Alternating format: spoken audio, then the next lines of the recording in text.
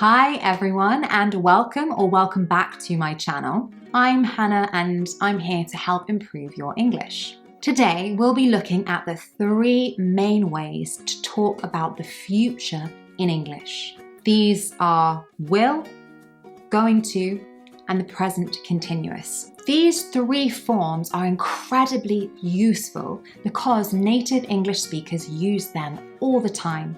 However, many learning English as a second language mix them up or confuse them. Don't worry, in this video I will break each of them down with easy explanations and examples so that you can start using them correctly and confidently. Let's start with will. We use will for predictions and decisions, but more specifically, we use will for predictions about the future when you don't have any proof or evidence.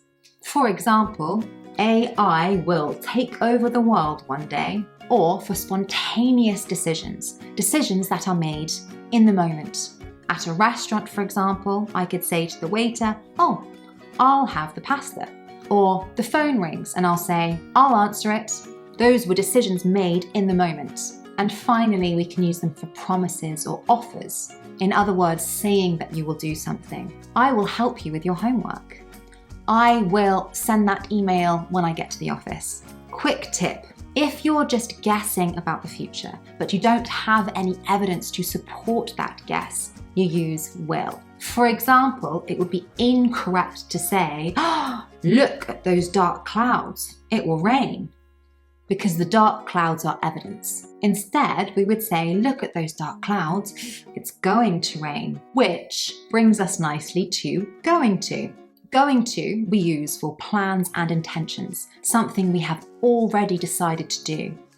Or predictions with evidence this time, when you can see something happening. For example, a future intention already planned, "I'm going to start a YouTube channel." Or if you want to ask about a friend's intention, you would say, "What are you going to do? What do you intend to do?" Note, we can also use this for a past intention that wasn't completed. "I was going to call you last night, but my phone died." "I was going to do that project, but I got sick." Or you can use going to for predictions with evidence. So this time, "Look, there are dark clouds. It's going to rain." She has worked really hard. She's going to get that promotion. And I have evidence for my prediction of her getting the promotion because she's worked really hard. A quick tip, if you've already decided to do something and it's not a spontaneous decision made in that moment, you use going to rather than will. And finally, we use the present continuous for plans with specific fixed details. For example, definite arrangement. "I'm meeting my friend tomorrow at 3 for a coffee." We have a time, a place, it's a fixed plan. Or "We're flying to Portugal next week." It's been booked, it's been arranged, it's a fixed plan. We're flying to Portugal next week. Look out for this common mistake because often people learning English as a second language will say, "I will meet my friend tomorrow," because it's the future simple, but they mean "I'm meeting my friend tomorrow" if it's a fixed plan. So remember that. Essentially, if there is a specific time or an arrangement with other people, use the present continuous whenever there are fixed plans that have been arranged. Okay, let's recap. So we use will for predictions without proof. One day we will live on Mars. Instant, spontaneous decisions.